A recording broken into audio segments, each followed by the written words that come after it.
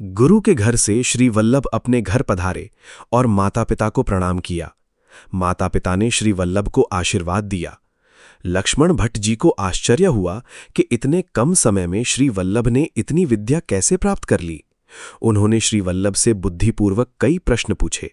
श्री वल्लभ ने सभी प्रश्नों के विस्तृत और संतोषजनक उत्तर दिए। उनके उत्तर सुनकर लक्ष्मण भट्ट जी को बहुत आश्चर्य हुआ और उन्होंने मान लिया कि श्री वल्लभ वास्तव में विद्या के भंडार हैं। इसके बाद श्री वल्लभ काशी की सभा में जाने के लिए तैयार हुए। वे अपने मित्रों के साथ सभा मंडप के द्वार पर पहुंचे और द्वार को प्रणाम किया। सभा में प्रवेश करते ही सभी पंडित सम्मान में खड़े हो गए।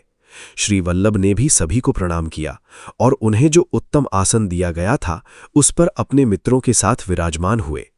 श्री वल्लभ ने एक पत्रिका सभा के अध्यक्ष के सामने रखी। अध्यक्ष जी पहले से ही श्री वल्लभ के तेज और विद्वता से परिचित थे, इसलिए उन्होंने उस पत्रिका को पहले लिया और सभा में उसके लिखे हुए विचारों का वर्णन किया। उस पत्रिका में लिखा था, ये जगत सत्य है। ब्रह्म ने अपने संकल्प से इस जगत की रचना की है। अपने चिदंश से जीवों को और अपने आनंद स्वरूप से इस संसार में विभिन्न प्रकार की लीलाएं करने की इच्छा प्रकट की है। जब सब कुछ ब्रह्म ही है तो जगत मिथ्या कैसे हो सकता है। कर्मकांड, ज्ञानकांड और भक्तिकांड ये सभी मार्ग मूल पुरुष परमात्मा को जानने के साधन हैं। इनका अनुसरण करने वाले सभी शास्त्र सत्य है। इन विचारों को सुनकर सभा में दो पक्ष बन गए। एक पक्ष वैष्णवों का था, जिन्होंने श्री वल्लभ के विचारों को सर्वोपरि माना। दूसरा पक्ष मायावादियों का था, जो विरोध में खड़ा हो गया। दोनों पक्षों के बीच तीव्र वाद विवाद शुरू हो गया। ये वाद विवाद 2 वर्षों तक चलता रहा। अंततः शुद्धाद्वैत ब्रह्मवाद का विजय हुआ।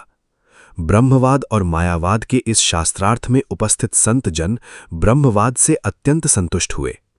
विद्वान पंडितों के मन में कुटिल और भ्रमित करने वाले मतों के प्रति गहरा रोष उत्पन्न हुआ। दोनों मतों के इस विवाद को देखकर लक्ष्मण भट्ट जी के मन में अपने वतन दक्षिण यानी दक्षिण भारत जाने की इच्छा उत्पन्न हुई। लेकिन श्री वल्लभाचार्य का उद्देश्य तो ब्रह्मवाद की स्थापना करना था, इसलिए उन्होंने अपने पिता को समझाकर उनकी दक्षिण जाने की इच्छा को बदल दिया। चतुराई चूल्हे पर